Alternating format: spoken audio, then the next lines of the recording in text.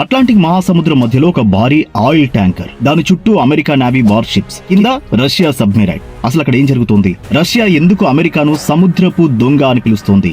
Recent గా Russia జెండా ఉన్న మరినిరా అనే ఆయిల్ ట్యాంకర్ ను నార్త్ అట్లాంటిక్ లో అమెరికా కోస్ట్ గార్డ్ మరియు నేవీ చేస్ చేసి మరీ పట్టుకున్నాయి. కోర్టు ఆర్డర్ పేరుతో ఆ నౌకను తమ అదుపులోకి తీసుకున్నాయి. అమెరికా వాదన ఏంటంటే ఈ షిప్ వెనిజులాకు సంబంధించిన ఆంక్షలున్న ఆయిల్ రవాణా చేస్తూ అంతర్జాతీయ నిబంధనలు ఉల్లంఘిస్తోంది అని. కానీ రష్యా దీనిపై ఫైర్ అవుతుంది. దీన్ని అవుట్ రైట్ పైరసీ అంటే పచ్చి సముద్రపు దొంగతనంగా అభివర్ణిస్తోంది. UN law of the sea ప్రకారం సముద్రం మధ్యలో వేరే దేశపు జెండా ఉన్న నౌకను ఆపే హక్కు ఎవరికీ లేదని రష్యా వాదిస్తోంది. తమ దేశ సార్వభౌమాధికారం మీద ఇది దాడి అని ఘాటుగా స్పందించింది. కేవలం మాటల యుద్ధమే కాదు, ఆ సమయంలో అక్కడ రష్యా సబ్మెరైన్లు కూడా ఉండడం పరిస్థితి తీవ్రతను పెంచింది. ఇరు దేశాలు తమ వార్ షిప్స్ ను అట్లాంటిక్, కరేబియన్ ప్రాంతాల్లో మోహరిస్తున్నాయి. ఇది పూర్తి స్థాయి యుద్ధం కాకపోయినా ఒక సైలెంట్ నావల్ కోల్డ్ వార్ కి దారితీస్తోంది. రష్యా ఈ విషయాన్ని అంతర్జాతీయ కోర్టుల దాకా తీసుకెళ్తామని హెచ్చరిస్తోంది. ఒక పక్క ఆంక్షలు, మరోపక్క సముద్రపు దొంగతనాల ఆరోపణలు. మరి ఈ వివాదం ఎటు దారితీస్తుందో చూడాలి. ఇలాంటి మరిన్ని ఇంట్రెస్టింగ్ అప్డేట్స్ కోసం మీరు ఫాలో చేయడం మాత్రం మర్చిపోకండి.